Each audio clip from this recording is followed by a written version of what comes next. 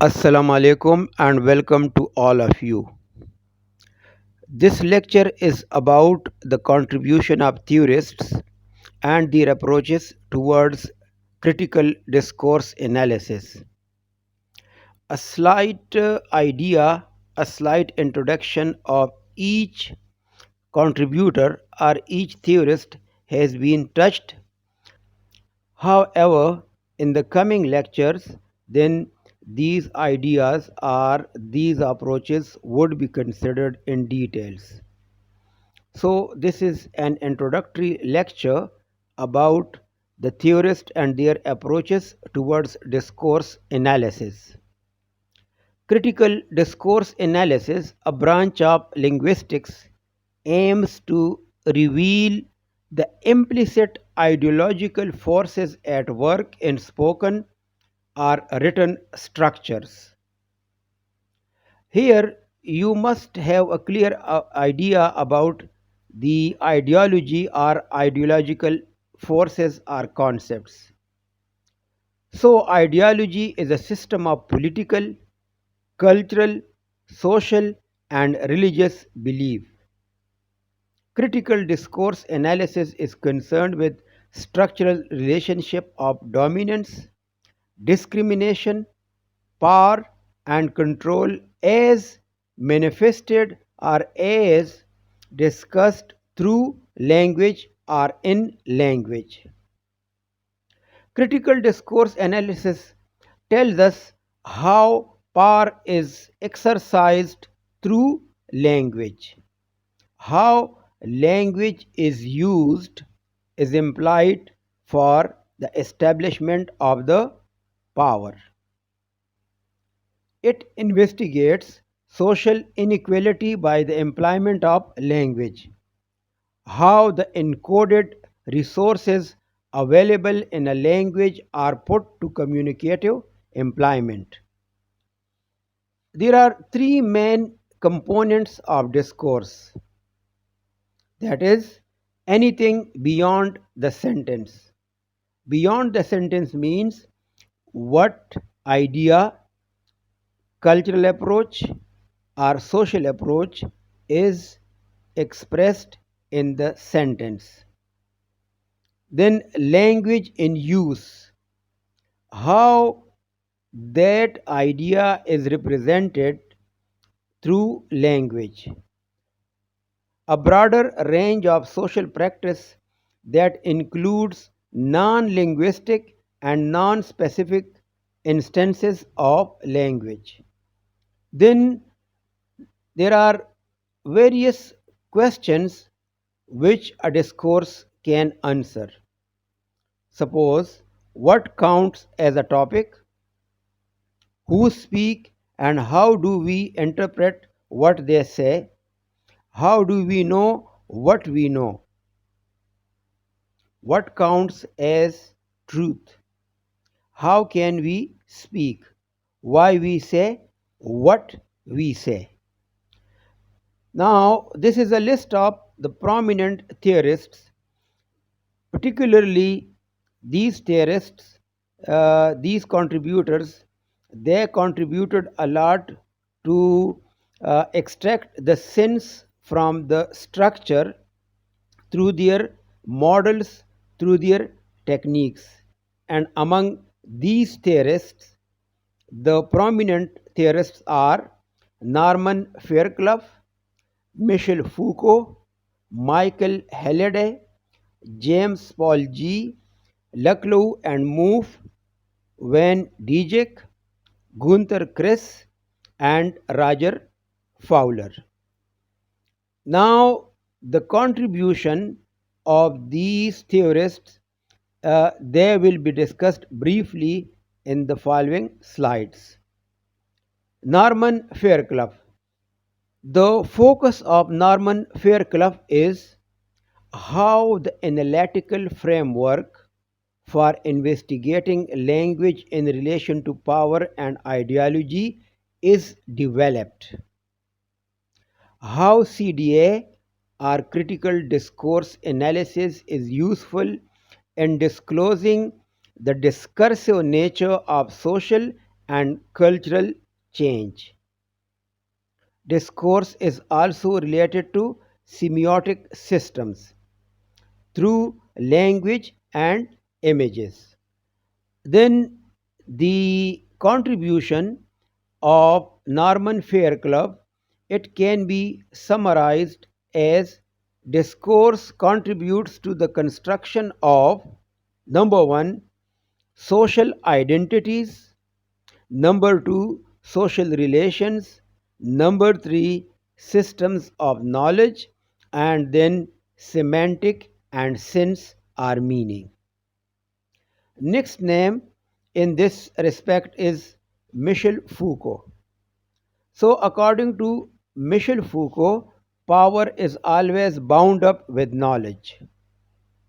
Power is reproduced in discursive networks at every point where someone who knows is instructing someone who doesn't know.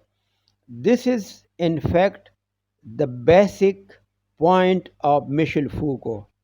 The people who have a knowledge and the people who don't have a knowledge, and how the people with knowledge, they can mold, they can exploit their knowledge for the establishment of the power in the societies, in the communities, or in the other social groups. Foucault's work is divided into archaeological phase and genealogical phase. In archaeological phase, truth is understood as a system of procedures for the production, regulations, and diffusion of statements. In genealogical phase, a link between truth and power is developed, arguing that truth is embedded in and produced by systems of power. Power does not belong to particular agents such as individuals or the state or groups with particular interest. It is spread across different social practices. Power constitutes discourse, knowledge, bodies, and subjectivities. It is a productive network which runs through the social body. Discourses are practices which systematically form objects of which we speak. Powerful people have the ability to impose their viewpoint about a reality. Now, this can be explained with an example. For instance, the color of the sky is blue. However, the expert of the colors can change this reality by writing and publishing the articles about the color of the sky. They can argue that the color of the sky is red, and since the experts, they have a reputation in the society among the masses, that's why their viewpoints are considered as valid and genuine. Now, next contributor or next theorist is Michael Halliday.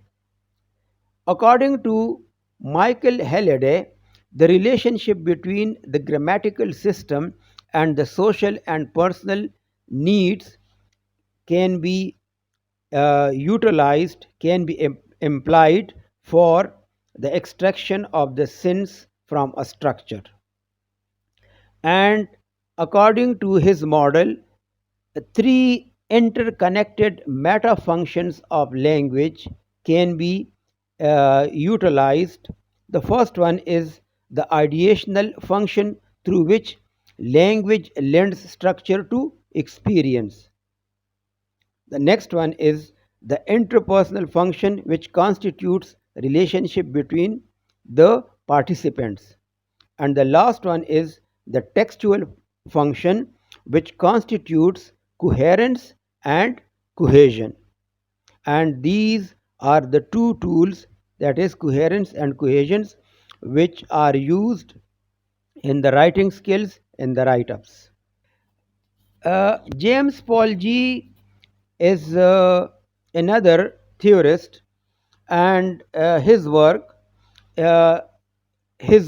can be divided into several phases. However, G provides the tools necessary to work with discourse analysis with engaging step by step tasks. This step by steps is actually divided into various tools. Each tool is clearly explained along with guidance on how to use it, and authentic data is provided for readers to practice using the tools. He provides a toolkit for the analysis of each structure, applied linguistics, anthropology, and communication studies. James G has designed 27 linguistic tools for the application of discourse analysis. They can also be classified as elements of G's toolkit for analysis. The focus is on how to sort out sense from a structure. The next point is what speakers or writers mean, intend, and seek to do through the employment of linguistic tools from the toolkit. The main features of James G for the analysis of discourse can be summarized as the relationship of language and context, saying, doing, and designing, building things in the world, and the last point is theoretical frameworks or theoretical tools. And these points, that is, which are mentioned above, are further classified. And in the lecture about James Paul G, we will discuss the details of each tool and how it can be applied for the extraction of sense. Lucknow and Moof contributed to the CDA as well, and according to their viewpoint, discourse is the structure totality emerging from articulatory practice.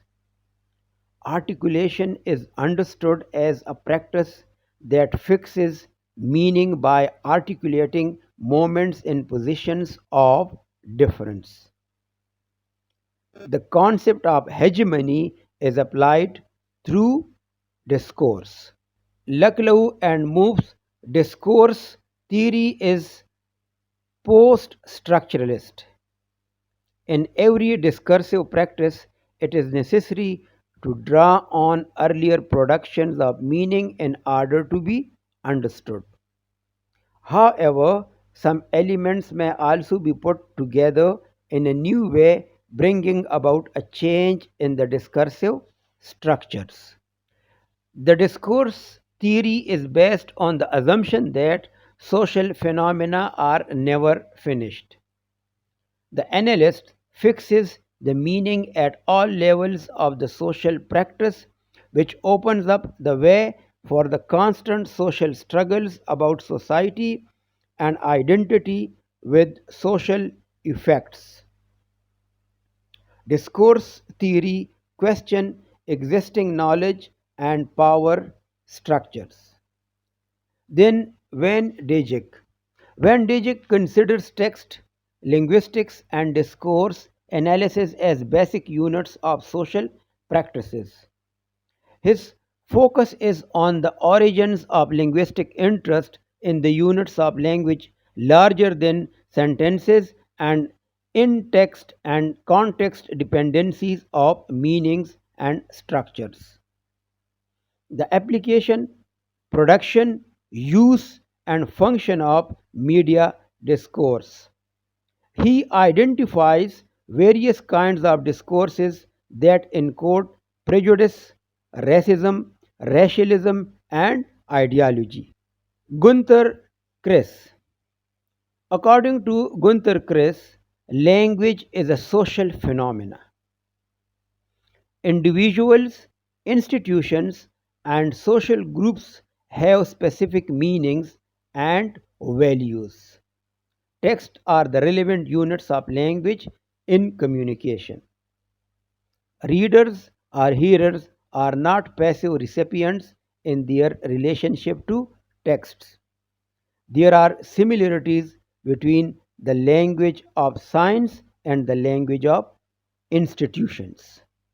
Chris concentrates on the political economy of representational media, how various societies value different modes of representation, how such modes can be identified, the formation of the individual human beings as a social individual in response to available representational resources.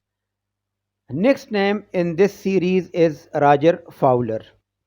Fowler is one of the founders of critical linguistics. His theory of systematic functional grammar can be used to uncover linguistic structures of power. His analysis holds good not only in news discourses but also in literary criticism. He illustrates that systematic grammatical devices function in establishing, manipulating, and naturalizing social hierarchies.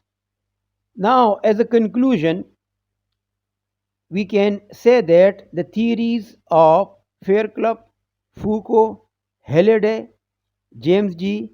Laclau and Mouffe, Van Dijk, Chris and Fowlers are quite logical for the extraction of sense from various discourses.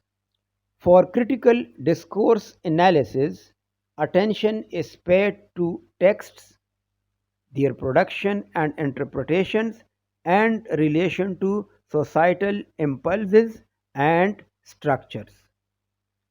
The theories are employed for the explanation of the principles and procedures of criticism. Thank you very much for your kind attention, and in the following lecture, now we will discuss the theories or contributions of these theorists in details.